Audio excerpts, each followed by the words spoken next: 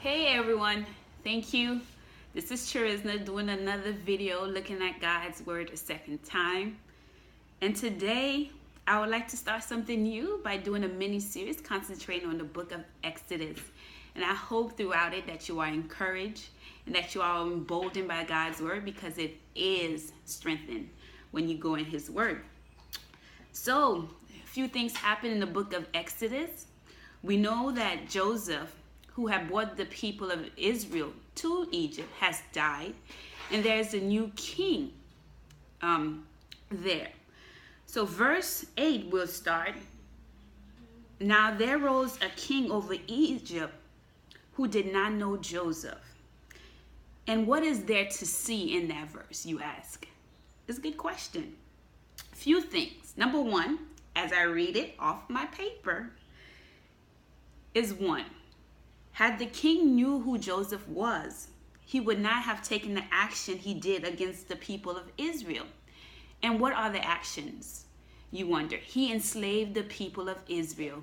He caused them to work harder.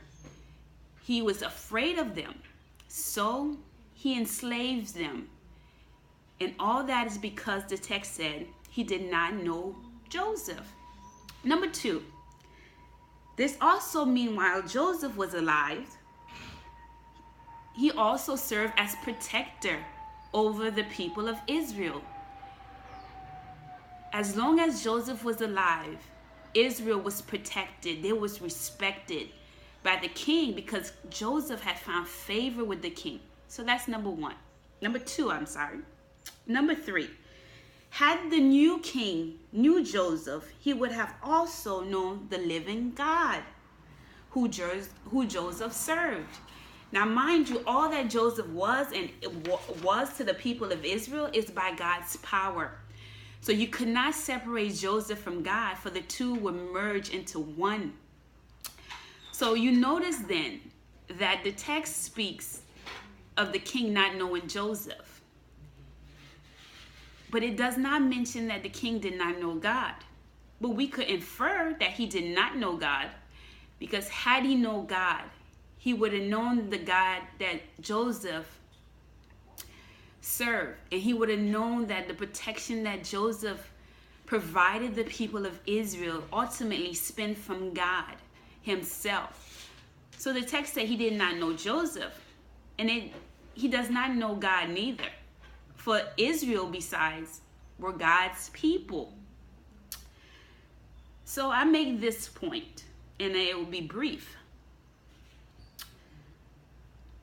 Notice, if you will, I already repeated that. Why does the text say Joseph and not God? God had allowed Joseph to be his representation on earth to the people of Israel, to the rulers of Egypt. Both Jews and Egyptians knew who Joseph God was. So basically, he was respected and admonished because who had his back? God, the Almighty. Had the king knew Joseph, he would have known God. This is how God created to be, my friends. For Christ said concerning himself, "If you see me, you have seen the Father." And so God leaves us ambassadors to represent him on earth. So while people see us, it's truly God that is behind us. It is him we are making visible to those who cannot see him. Joseph served to both the Jewish and the Egyptian as God ambassador. They did not see God, they saw Joseph. But we know in the background, it was God all along. So praise and glory to his name. Have a blessed day until we meet again. Be blessed.